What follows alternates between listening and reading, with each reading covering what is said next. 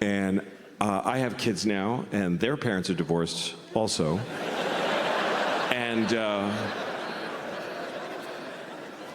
I remember when we told our kids about that we were going to divorce. If you get divorced, you should tell your children. So we had to do it carefully because they were 5 and 2 years old at the time. So we had to put it in a way that they could comprehend. So I remember we sat them down and I said, okay, listen, you know how you love your dog? You love your dog. Like sometimes you give your dog food from your plate. You're not supposed to, but you do that because you love your dog. Remember the other day your mom and I were like, don't give the dog any ham, but you did because you love your dog. Okay, so that's why we're getting a divorce. Because you don't listen.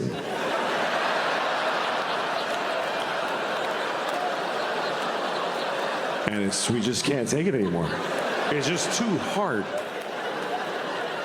to not be listened to. So we're gonna move to separate homes and each have you for half the week because neither of us wants to have you all the time anymore. Yeah, and it's very sad because I love your mother very, very much. And she loves me so much. But we hate you more.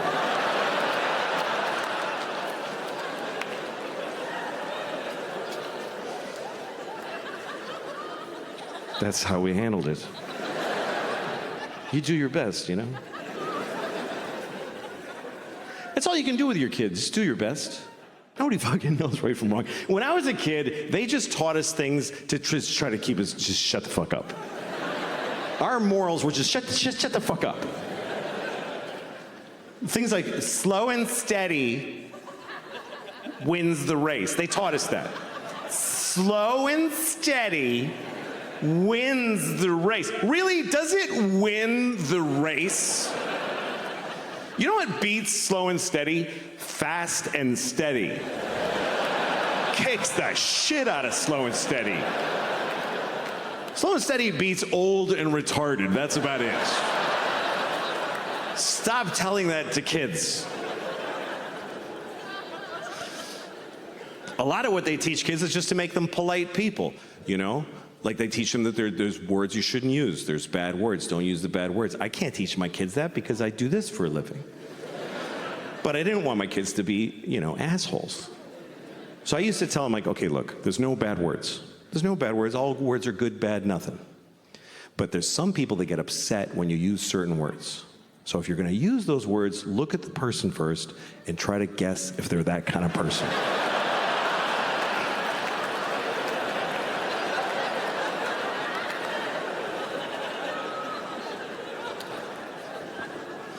Sometimes you can offend somebody when you weren't even trying to. Like there's certain phrases, certain statements that if you're going to say them, you should say them without stopping in the middle. Certain things, if you're going to say them, don't clear your throat in the middle. Okay? You don't want to say things like, there are too many black people suffering from discrimination. So,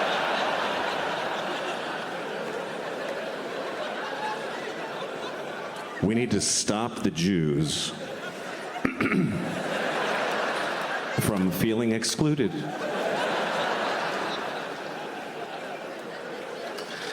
I once fucked a baby, and then I fucked him again. So I want to get through that one.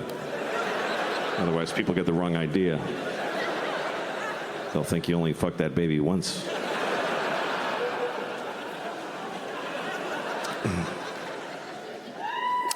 But it's tricky, you know, if you're trying to teach your kids right from wrong, you got to choose a side often because not everybody agrees on what's right and wrong. So how do you know, Like abortion, some people think it's murder. Some people don't. I think people should get abortions, like a lot, like as many as you can. You should try to get a lot of abortions. You know why? Because it creates jobs. More abortions, more jobs for the doctors and the nurses and the dumpster guy. Everybody gets a job. They have to work. How are they going to feed their kids if you don't kill yours? You got to think of everybody.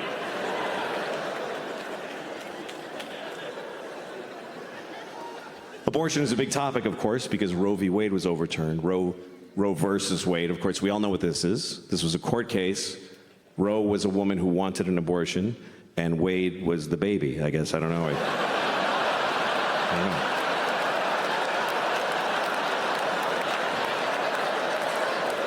I'm just assuming. I never found out who Wade was. Wade must have been the baby. Anyway.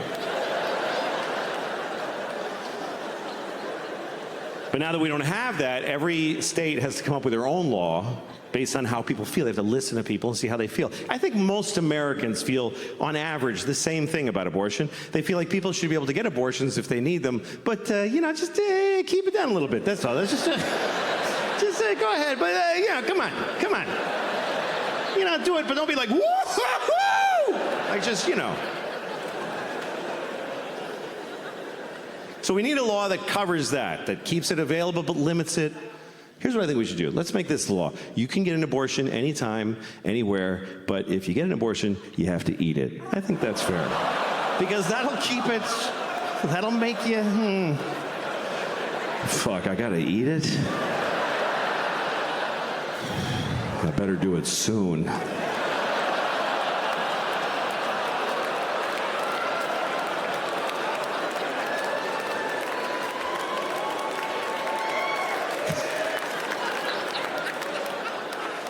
Just trying to make everybody happy, Some Catholics believe that contraception is murder. They think if you wear a condom, if you stop a sperm from getting to an egg, you killed a possible baby. By that logic, I could say that any woman that won't fuck me is a murderer. Let me tell you, there's a bunch of murdering bitches out there. But murder is a weird law structure also. That's not a sentence, didn't make any sense. But murder should be simple because it's a binary crime. You kill somebody or you don't. They're alive or they're dead. It's one or the other. But the laws around murder are a little murky. One person can kill somebody, get 100 years. Somebody else gets 20. Why? What's the difference? Here's what they base your sentence on with murder. They base it on how you felt when you murdered them. That's weirdly important. They say, okay, you shot him in the face. But what was up with you, man? Like, what was going on? Like, come on.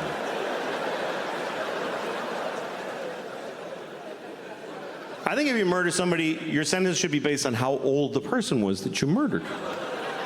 That should matter. How much of their life did you take away? Like, if you see a 3-year-old girl in the park and you just kick her to death, it's a hypothetical. Fucking grow up. It's a hypothetical. I'm not asking you to go do that.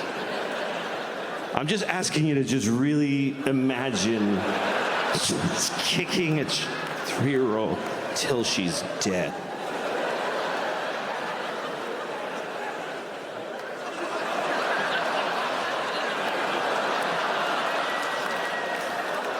Right. If you kill a 3-year-old, you should do a lot of time. You should do a lot of time, unless she's got like diabetes. You got to work it all in.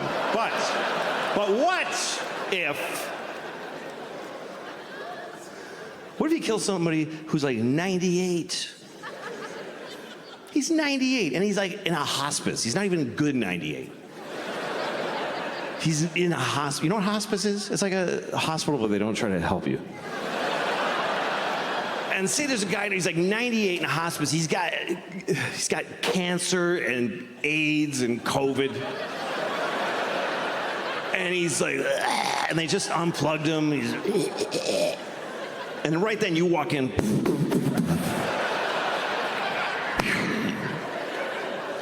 Shoot him right in the face. You should get like 5 minutes for that.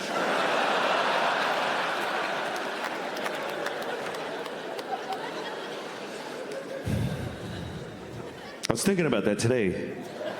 I was, because I'm going to see my dad next week.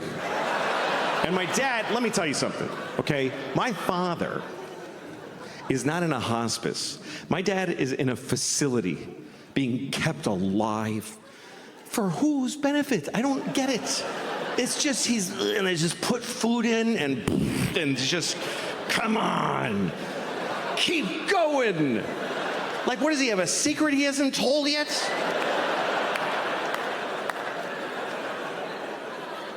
Because, look, my mom just died. She just died. That's how it works. By the way, for you young people, here's how life goes. One of your parents is gonna die, and the other one is just never gonna fucking die.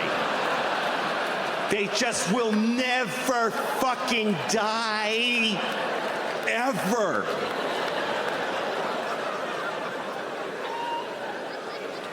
And guess what? It's not the one you wanted. Nope.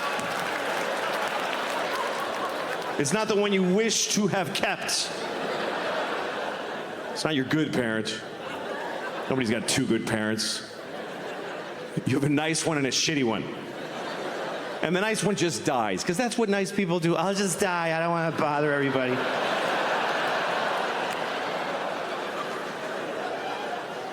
And the shitty one just hangs in there. Yeah, I'm still here. Another day of this. Why? What the fuck for the long life? You can live too long, I think. You can live too long. Some people are 100. Get the fuck out of here. Nobody knows you.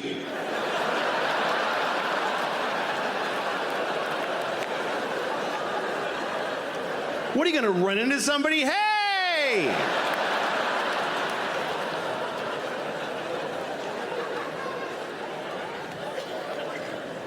Some people are even older. Some people are, you ever read about the oldest person in the world? There's always an oldest person. And sometimes you read about them because the other one just died. That's when they tell you that there's a new oldest person. Last one I read about was 114. 114, he's a teenager after 100.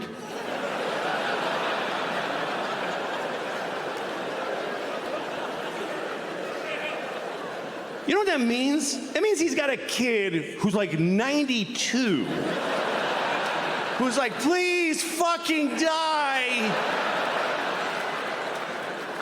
I'm just hanging around so I can have 1 week without you in it.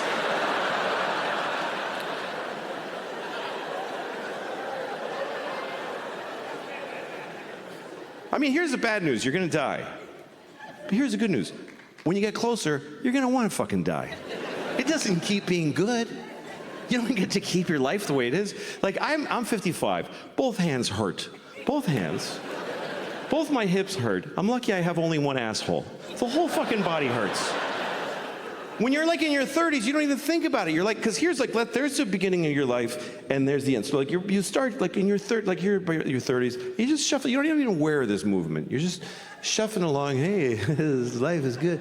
It's pretty cool. And then somewhere you're kind of aware that way down there, people are falling off the edge. Oh, I don't know. It's weird. And then you're not thinking. Then all of a sudden you're close, and you're oh fuck, I knew that guy. Oh my god. Holy shit. But there are signs that your time is coming to an end, you know? Like they don't make my shampoo anymore. They don't make it. It's like, why'd you stop? Like, you're the only one. Nobody fucking cares about you. And so I thought, I'm gonna make my own.